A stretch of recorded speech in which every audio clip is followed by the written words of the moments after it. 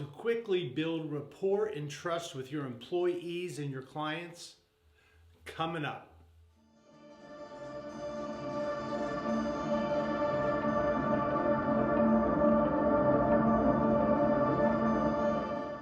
Welcome, tribe. Today we're going to dive into something that I have been dear to my heart for a couple of decades, since the late 80s. It has stuck with me, it's been true for me, and it's going to help you tremendously. If you will tune in, get your notes ready, you're going to be just one video away from a breakthrough, so you're not going to want to miss this. We're going to delve into today how to quickly build rapport and trust with your employees and your clients. Now, that's not to say this doesn't work in all kinds of relationships, personal relationships with your children, friends, relatives, but today we want to focus on it from a business perspective. It's called behavioral styles.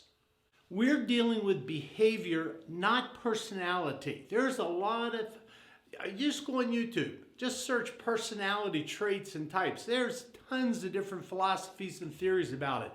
But all my life in sales and marketing and as a professional speaker and engaging with audiences, I have used behavioral styles. What do you need for that? Number one, observation. Your observational skills. What do you see when you're interacting with another human being? And the second is you need behavioral flexibility. Observation and flexibility. Let me break down what it is we want to observe, and then I want to share with you, based on the types of behavior, and I'm going to show you 4, how to be flexible to be able to quickly build rapport and trust. This works awesome with your employees. In the interview process, getting to know someone for the first time as to whether they're going to fit in with your organization, your culture. You're going to want to observe their behavior. There's 2 main things you want to observe in all people's behavior, and you'll see this. As soon as you're done with this video, start to tune in right away to everybody you come in contact with today.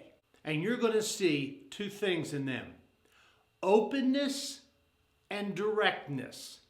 We're going to use a grid theory type chart for you to quickly and easily learn and memorize this. So the first thing you want to observe when you come in contact with a person is their openness.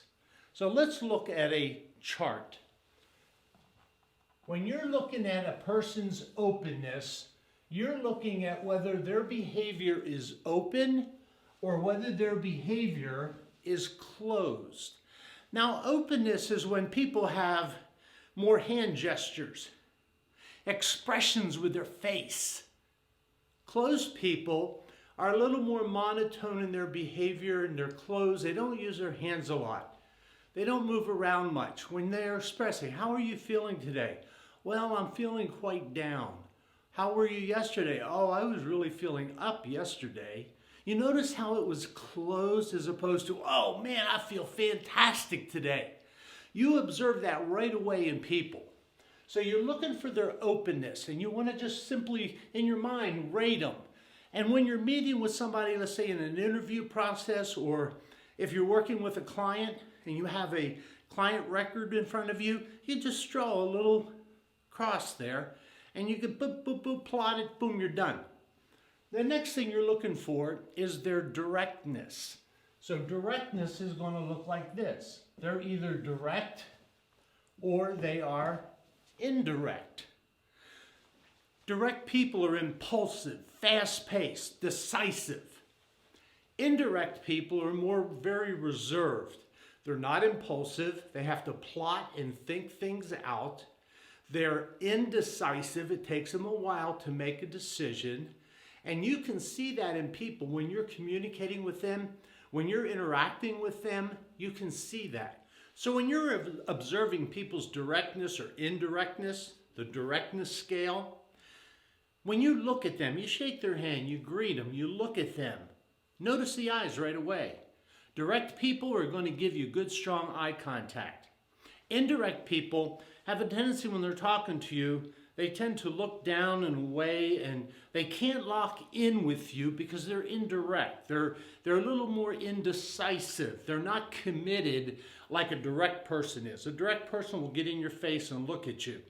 So you look for that directness. So now we have two things we've observed. Their openness and their directness. Are they open or closed? Are they direct or indirect?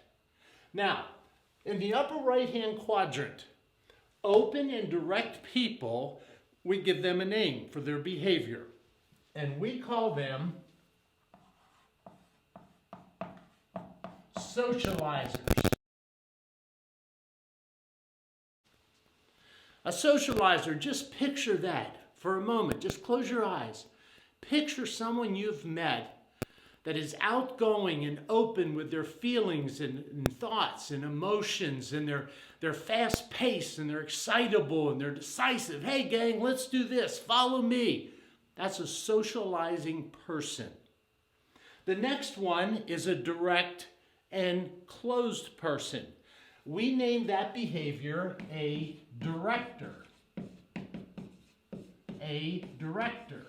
All right, now I want to take a moment before I give you the other two quadrants, the other two behavior styles, and let's talk about what is the priority. Well, priority has to do with openness. What is their priority? An open person's priority is relationships. Relationships. That's their priority. When they're dealing with people, they're into the relationship. Now, they do it in different ways. The socializer and this one, they're going to do it a different way. But we want to know that open people, whether they're one of these two or not, their relationship priority. Closed people, their priority is tasks. So you want to know that these bottom two styles are task-oriented. That's their priority. Now, when we talk about directness, we're going to talk about pace. So we have priority and pace. Direct people are, what would you think? Fast-paced. And therefore, indirect people, Nander, you can get this one. What's indirect people? Slow. Slow pace. Very good. They're slow paced. Now, take a moment and let me complete the other two styles, and then we're going to put into what each people's pace and priority is. Now, for those people you meet and you determine that they are closed, they're going to be task-oriented, but they're indirect, so they're slower paced. They are called a thinker. This is a thinker. That's their style of behavior. A thinker. They're indirect in their directness, if you will. They're indirect, and they are closed. Thinker. Think of the thinker. They're more meditative. They contemplate, they analyze. They're more into facts and figures. Hey, let's take a socializer. Do you think they're really into statistics and facts and figures? No, where's the party? Let's have some fun. So once you start to see people's behavior and you find what their style is, socializer, director, thinker, or the fourth and final one, people who are open and people who are indirect are called relators. Relators. They relate to people. Relationships, right, is their priority. They relate to people, but they do it slowly. Socializers, they relate to people, but they do it fast. These people are great in a party with a lot of people around. Relators are into fewer, more intimate relationships. I like to say, socializers in their lifetime will be married 7 times. In and out of relationships, quick, fast-paced. Relators married 1 time for 70 years. You know, so you see how that works with with the priority and the pace. And of all people I have ever met, they fit into one of these four categories because I simply observe when I interact with them what their openness is and what their directness is. So, socializers are relationship, fast-paced people. Directors are fast-paced, task-oriented people. Thinkers are task-oriented, slow-paced people. And relators are slow-paced, relationship-oriented people. Do you got that, tribe? All right. This is exciting. This stuff turns me on. Now, here's the key for you to be able to rapidly build rapport and trust with employees and clients. And that is behavioral flexibility.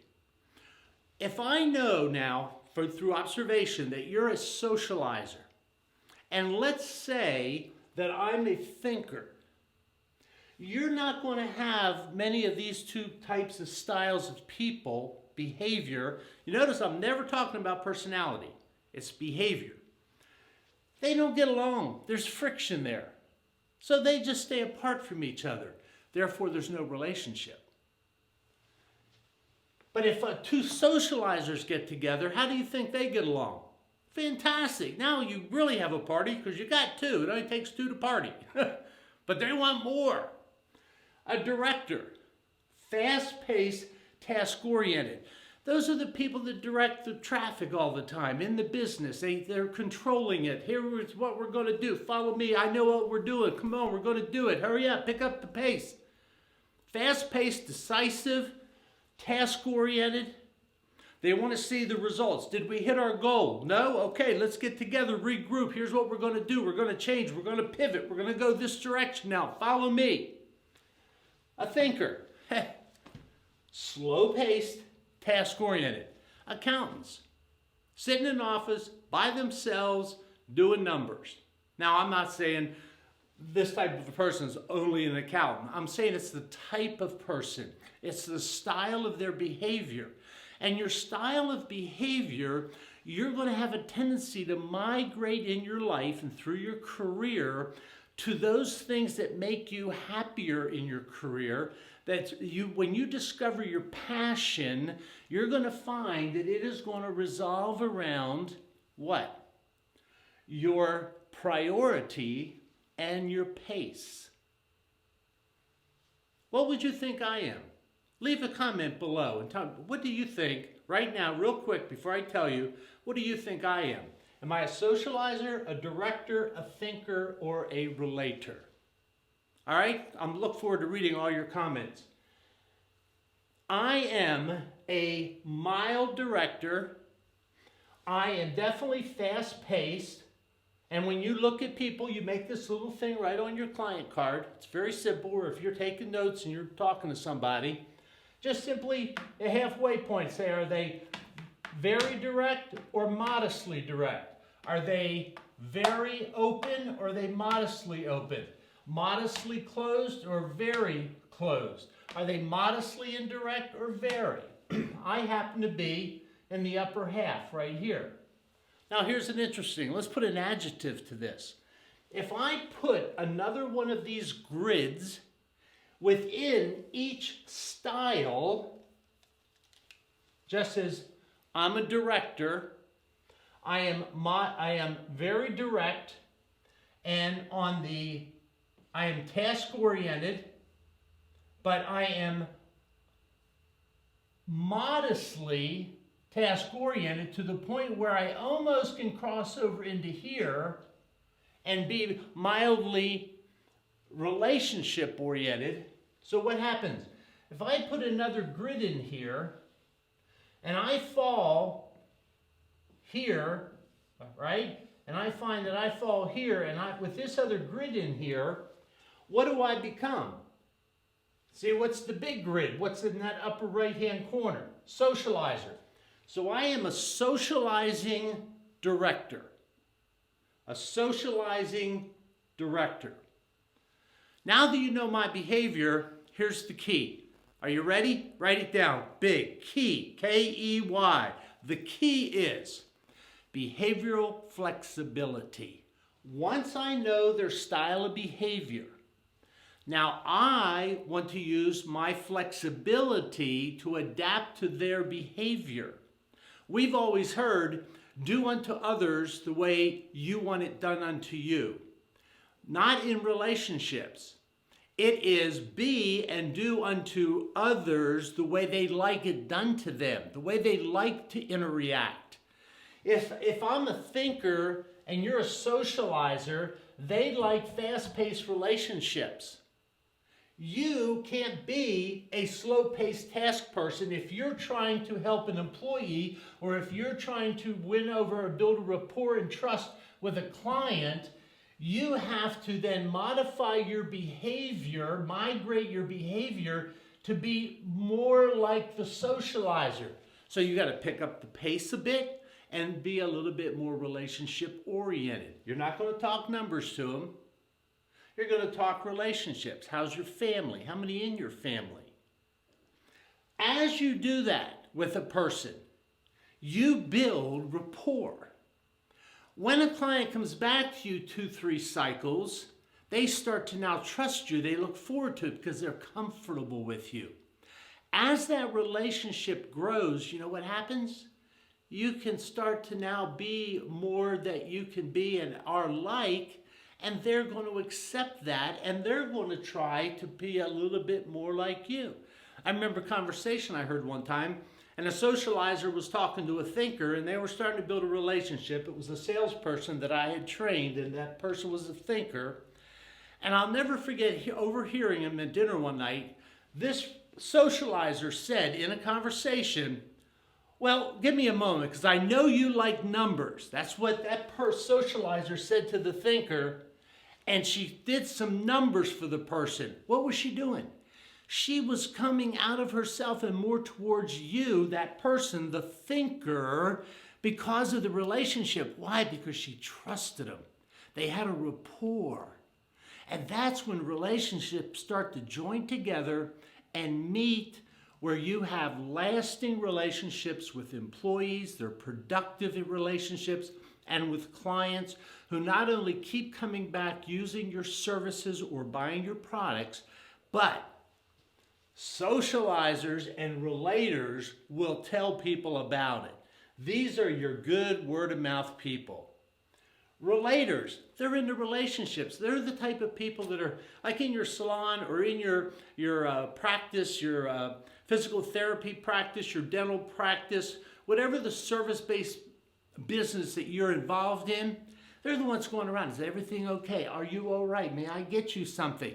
A director walks in and says, hey, how you doing? I'll be with you in 5 minutes. And boom, they're off into the treatment room.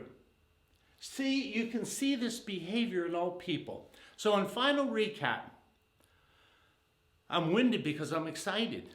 Are you? Can you, just to start to get a glimpse of the potential of this, you're going to want to watch this video over several times. Draw it out in your notes. Give it some thought. You're going to find this is a powerful tool.